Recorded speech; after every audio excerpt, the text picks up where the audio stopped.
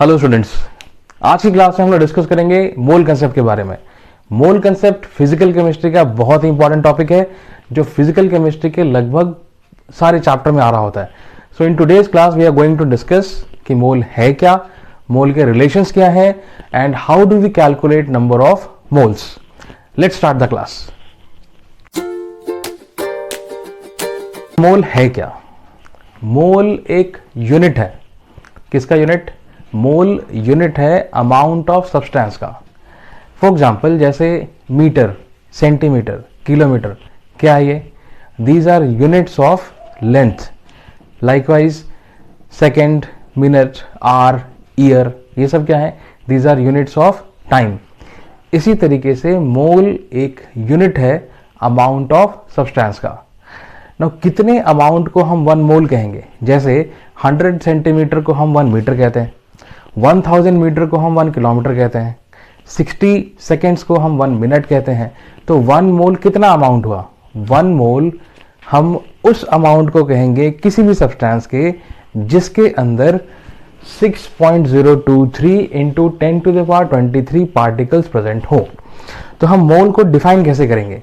Mole can be defined as that amount of any substance which possess 6.023 into 10⁻23 particles।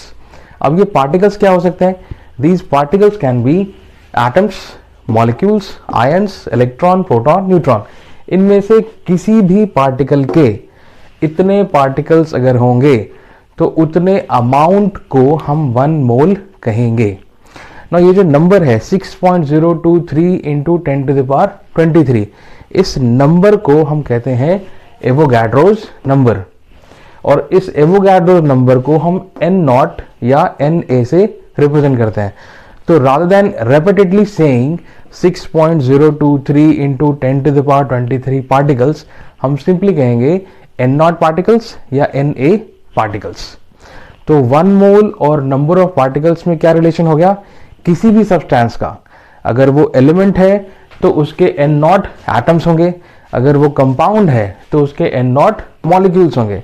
जैसे for example अगर हमने लिया carbon, carbon element है तो carbon के n0 एटम्स को हम कार्बन का 1 मोल कहेंगे। That means 6.023 into 10⁻23 atoms of carbon is 1 mole of carbon. Carbon dioxide compound है, कार्बन डाइऑक्साइड के n0 मॉलिक्यूल्स को हम 1 मोल ऑफ कार्बन डाइऑक्साइड कहेंगे। तो अगर आपको गिवन है 6.023 into 10⁻23 molecules of carbon dioxide, तो इतना मॉलिक्यूल कार्बन डाइऑक्साइड का 1 मोल हो गया। This much amount of carbon dioxide is 1 mole of carbon dioxide. तो कोई सा भी सब्सटेंस हो, उसके चाहे एटम्स हो, इलेक्ट्रॉन्स हो, प्रोटॉन्स हो, न्यूट्रॉन्स हो, इतने अमाउंट को किसी भी सब्सटेंस के अगर इतना अमाउंट, इतना पार्टिकल प्रेजेंट है तो इतने पार्टिकल को हम 1 मोल कहेंगे। नाउ अभी तो हमने रिलेशनशिप देखा कि 1 मोल नंबर ऑफ पार्टिकल्स के साथ कैसे रिलेटेड है। तो किसी भी सब्सटेंस का 1 मोल जो होगा उसके अंदर n0 पार्टिकल्स होंगे। नाउ मोल को ही हम किसी भी सब्सटेंस के मोलर मास से भी रिलेट करते हैं। किसी भी सब्सटेंस का जो मोलर मास होगा वो 1 मोल के बराबर होगा। ना यू लास्ट के मोलर मास क्या है? Molar mass, atomic mass, molecular mass, इन सब का मतलब क्या है, इसके लिए मैंने एक सेपरेट वीडियो बना रखा है जिसका लिंक डिस्क्रिप्शन बॉक्स में मैं डाल दूंगा, आप वहां से देख सकते हैं। इन शॉर्ट में बता दूं कि मोलर मास ही किसी एलिमेंट का एटॉमिक मास है एंड मोलर मास ही किसी कंपाउंड का मॉलिक्यूलर मास होता है। तो अगर कोई एलिमेंट है उसके एटॉमिक मास को हम मोलर मास कह सकते हैं, कोई कंपाउंड है उसके मॉलिक्यूलर मास को हम मोलर मास कह सकते हैं। तो मोलर मास और मोल का क्या रिलेशनशिप है? किसी भी सब्सटेंस के मोलर मास को हम 1 मोल से रिलेट कर सकते हैं। तो किसी भी सब्सटेंस का जो मोलर मास होगा इन ग्राम्स वो 1 मोल के बराबर होगा। फॉर एग्जाम्पल कार्बन एलिमेंट है, इसका एटॉमिक मास होगा जिसको हम मोलर मास भी कह सकते हैं। कार्बन का मोलर मास होता है 12 ग्राम। तो 12 gram of carbon is 1 mole of carbon. 12 gram of carbon carbon का मोलर मास है एंड जस्ट आई सेड कि मोलर मास किसी भी सब्सटेंस का उस सब्सटेंस के 1 मोल के बराबर कहलाएगा। तो molar mass of carbon is 12 gram. So 12 gram of carbon is equal to 1 mole of carbon. Likewise carbon dioxide एक कंपाउंड है। कंपाउंड के लिए हम मॉलिक्यूलर मास पढ़ते हैं, जिसको हम इन जनरल मोलर मास कह रहे होंगे। तो चाहे हम कंपाउंड की बात करें या हम एलिमेंट की बात करें, will use the term molar mass, which means atomic mass for element and molecular mass for compounds. तो कार्बन डाइऑक्साइड कंपाउंड है जिसका मोलर मास होता है 44 ग्राम। नो कार्बन डाइऑक्साइड का जो मोलर मास है वो कार्बन डाइऑक्साइड के 1 मोल के बराबर होगा। कार्बन डाइऑक्साइड का मोलर मास कितना है? 44 ग्राम। तो 44 gram of carbon dioxide will be equal to 1 mole of carbon dioxide. तो कोई सा भी सब्सटेंस हम ले लें, चाहे वो एलिमेंट हो, कंपाउंड हो, उसका जो मोलर मास होगा इन ग्राम्स वो उस सब्सटेंस के 1 मोल के बराबर होगा। हम कोई और एग्जाम्पल भी ले सकते हैं, जैसे सपोज हमने लिया सोडियम हाइड्रोक्साइड NaOH। NaOH का मोलर मास है 40 ग्राम। तो 40 ग्राम NaOH का 1 मोल के इक्वल है। Now by now we have related mole with number of particles and molar mass. The third relationship is mole with volume of any gas at given conditions. किसी भी gas का 22.4 litres का जो volume होगा, a volume of 22.4 litres of any gas at NTP condition is also equal to 1 mole. तो 1 मोल को अगर हम किसी गैस के वॉल्यूम से रिलेट करेंगे तो 1 mole will be 22.4 litres at NTP condition. और ये एनटीपी कंडीशन क्या है? NTP stands for normal temperature and pressure, जहां पे टेम्परेचर हम लेते हैं 0 degree Celsius and in terms of Kelvin that is 273.15 Kelvin, और प्रेशर रहता है 1 एटमॉस्फेयर। तो अगर हम किसी भी गैस को 1 एटमॉस्फेरिक प्रेशर पे रखते हैं और उस गैस का टेम्परेचर अगर 0 डिग्री सेल्सियस है या 273.15 केल्विन है, तो इस प्रेशर टेम्परेचर कंडीशन पे उस गैस का 22.4 लीटर वॉल्यूम जो होगा, हम उसको 1 मोल ऑफ दैट गैस कहेंगे। नाउ इसी वॉल्यूम को, इसी अमाउंट ऑफ गैस को हम मोलर वॉल्यूम भी कहते हैं। ये भी पूछा जाता है कि what do you mean by molar volume. तो जो मोलर वॉल्यूम है वो भी कंडीशन स्पेसिफिक होता है। अगर हम एनटीपी कंडीशन की बात करें, जो कि normal temperature and pressure conditions हैं, तो एनटीपी कंडीशन पे किसी भी गैस का जो मोलर वॉल्यूम है that will be 22.4 litres. We use this volume only usually हम लोग एनटीपी का ही जो वैल्यू है उसी को यूज कर रहे होते हैं। लेकिन एक और भी टर्म आपने सुना होगा, एसटीपी। नाउ एनटीपी और एसटीपी में क्या फर्क है?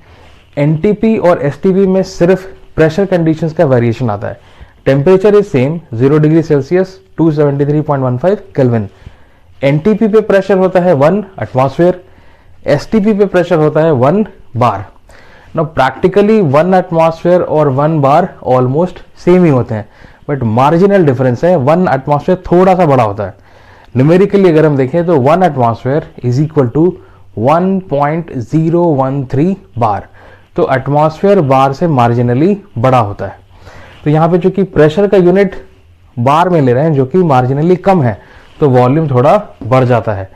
तो अगर हम किसी भी गैस का मोलर वॉल्यूम की बात करते हैं एनटीपी कंडीशन पे, जो कि हम यूजुअली कर रहे होंगे, तो एनटीपी कंडीशन पे किसी भी गैस का 1 मोल का वॉल्यूम 22.4 लीटर ही बताना है। एसटीपी कंडीशन अगर हुआ, जो कि स्टैंडर्ड टेम्परेचर एंड प्रेशर कहलाता है, तो एसटीपी कंडीशन पे उसी गैस का वॉल्यूम 22.7 लीटर हो जाएगा। क्यों? क्योंकि प्रेशर कंपैरेटिवली कम हो गया, एटमॉस्फेयर से बार थोड़ा छोटा है, तो प्रेशर कम हुआ तो वॉल्यूम बढ़ गया। तो वॉल्यूम 22.4 के बजाय 22.7 हो जाएगा एट एसटीपी। अब एक और टर्म आता है एसएटीपी। एसएटीपी क्या हुआ? Standard ambient temperature and pressure. Ambience का मतलब होता है सराउंडिंग। तो हमारे आसपास की जो सराउंडिंग है, जो हमारे आसपास का रूम टेम्परेचर है, दैट इज 25 डिग्री सेल्सियस। तो जब हम एसएटीपी पे कंसीडर करेंगे किसी गैस के वॉल्यूम को, 1 मोल ऑफ किसी गैस के वॉल्यूम को, तो वो आएगा 24.8 लीटर। क्यों? क्योंकि एसएटीपी कंडीशंस पे standard ambient temperature and pressure. SATP conditions पे जो प्रेशर है वो तो 1 बार ही होता है, लेकिन टेम्परेचर हम ले रहे हैं 25 डिग्री सेल्सियस या 298.15 केल्विन। तो टेम्परेचर के बढ़ने से वॉल्यूम बढ़ जाता है। ये चार्ल्स लॉ आपको याद आ रहा होगा स्टेट्स ऑफ मैटर से, V is proportional to T। तो टेम्परेचर चूंकि बढ़ गया तो वॉल्यूम बढ़ गया, दैट इज 24.8। ये 3 वेरिएशंस हैं मोलर वॉल्यूम के, depending upon the conditions we have taken, NTP, STP या SATP. In majority of cases हम एनटीपी की ही बात कर रहे होते हैं, तो आपको एनटीपी का कंडीशन तो मस्ट है याद रखना। तो एनटीपी पे eight normal temperature and pressure किसी भी गैस का 1 मोल कितना वॉल्यूम ऑक्यूपाई करेगा, 22.4 लीटर। और इतने ही वॉल्यूम को हम मोलर वॉल्यूम भी कहते हैं। तो अगर आपको डिफाइन करने को आया कि what do you mean by molar volume of any gas, तो you may say that molar volume of any gas at NTP is 22.4 liters, or it is that volume of gas when it is present at this given condition. अब इसको हम example से समझते हैं। Suppose you are given sulphur dioxide gas SO2। तो SO2 gas को अगर NTP condition पे लिया गया, SO2 गैस को अगर NTP कंडीशन पे हम लेंगे तो 22.4 litres of SO2 sulphur dioxide gas at NTP will be termed as 1 mole of SO2 gas. अगर हम अमोनिया गैस लेते हैं NH3, तो अमोनिया गैस अगर NTP कंडीशंस पे है तो अमोनिया गैस एट NTP का वॉल्यूम अगर 22.4 लीटर्स है तो वो अमोनिया गैस का 1 मोल हो गया। तो चाहे कोई सा भी गैस हो, H2O2, N2, Cl2, कोई सा भी गैस हो, 22.4 litre of that gas at NTP condition will be equal to 1 mole। Now मोल के और भी 2 रिलेशंस हैं जो हम यूज कर रहे होते हैं commonly. 1 mole is also equal to 1 gram atom of an element. ये देखिए ग्राम एटम साथ में है, there is hyphen in between. 1 gram अलग हो जाएगा, 1 एटम अलग हो जाएगा, और 1 ग्राम एटम जब साथ में रहेगा तो दैट इज इक्वल टू 1 मोल। हम लोग इस पे क्वेश्चंस करेंगे अभी आगे। Now 1 gram atom of any element is equal to 1 mole of that element.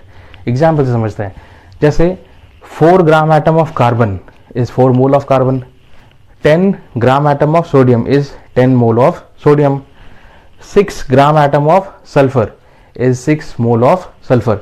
तो किसी भी एलिमेंट के जितने ग्राम एटम गिवन होंगे उतना ही उसके मोल्स हो जाएंगे। लाइकवाइज अगर कोई कंपाउंड है तो हम उसको मोल से कैसे रिलेट कर रहे होते हैं, कंपाउंड के लिए हम कहेंगे ग्राम मॉलिक्यूल। तो किसी भी कंपाउंड का 1 ग्राम मॉलिक्यूल 1 मोल के बराबर होगा। 1 gram molecule of any compound is equal to 1 mole of that compound. For example 1 gram molecule of carbon dioxide is 1 mole of carbon dioxide. 1 gram molecule of sulfur dioxide SO2, that is a compound. So 1 gram molecule of sulfur dioxide is 1 mole of sulfur dioxide. 1 gram molecule of ammonia is 1 mole of ammonia. 100 gram molecules of sulfuric acid is 100 moles of sulfuric acid. What we can observe here is mole can be related with these 5 terms. अगर हम मोल को number of particle से relate करते हैं तो 1 मोल किसी भी substance के n0 पार्टिकल्स के बराबर है। अगर हम मोल को किसी सब्सटेंस के मोलर मास से रिलेट करते हैं तो 1 मोल किसी भी सब्सटेंस के मोलर मास के बराबर है।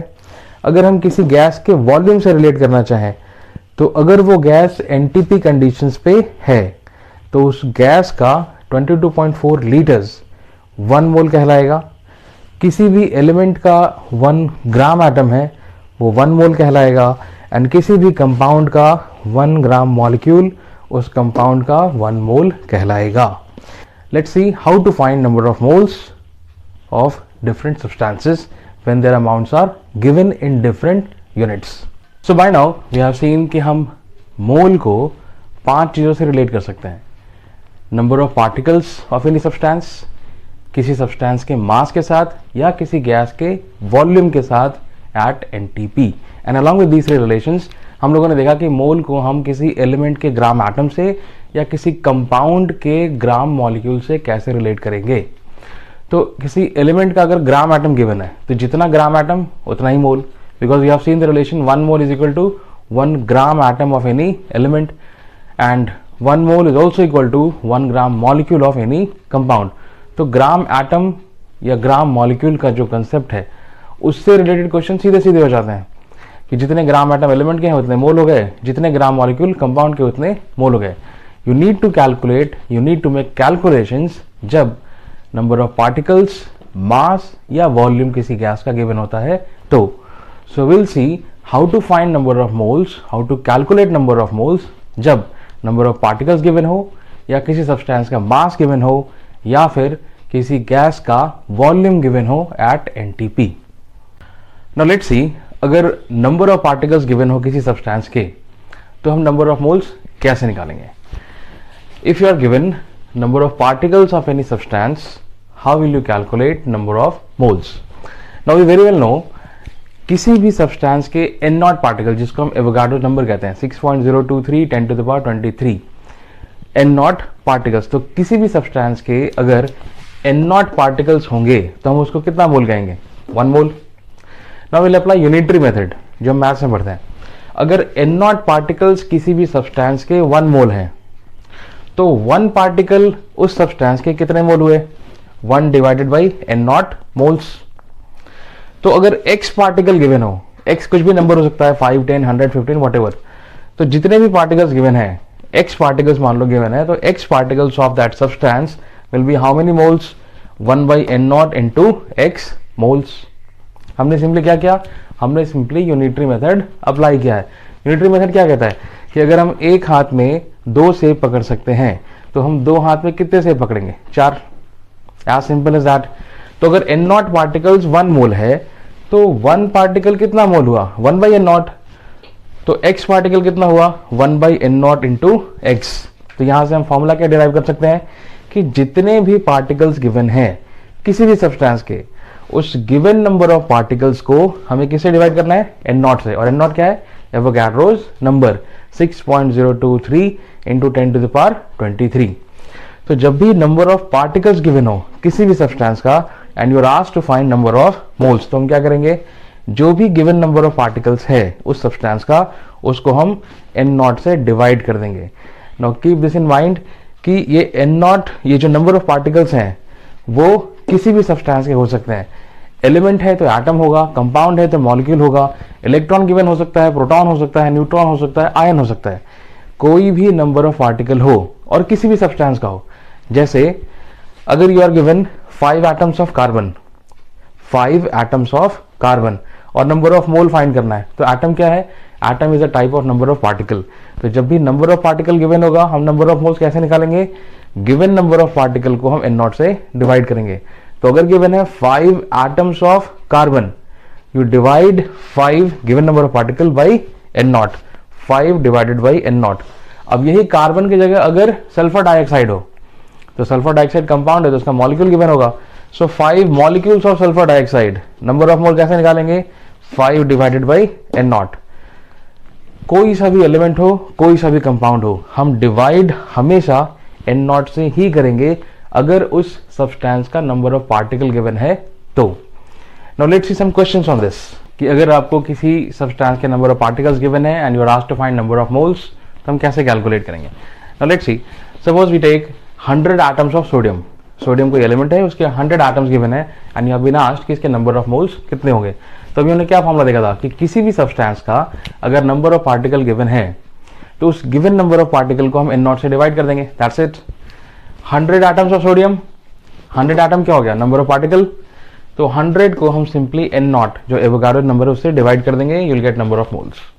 Likewise if you are given 100 molecules of NaOH, again molecule is a type of particle, 100 molecules of NaOH, number of moles find करना है, व्हाट विल डू, 100 जो गिवन है नंबर ऑफ पार्टिकल्स उसको हम n नॉट से again divide कर देंगे। Likewise if you are given 100 ions of carbonate radical, तो 100 आयंस को हम सिंपली n नॉट से डिवाइड कर देंगे। So irrespective of the substance given to you, whether it is sodium, sodium hydroxide, carbonate ion, sulphate ion, nitrate ion, whatever, कोई सा भी substance given हो, अगर उसके नंबर ऑफ पार्टिकल्स गिवन है and you are asked to find number of moles, you will just divide the given number of particles by n naught, Avogadro's number. Let's see the second case that we are given mass of any substance. तो अगर हमें किसी भी substance का mass given है and you are asked to find number of moles, तो कैसे find करेंगे? तो किसी भी सब्सटेंस के मास और नंबर ऑफ मोल में रिलेशन क्या है?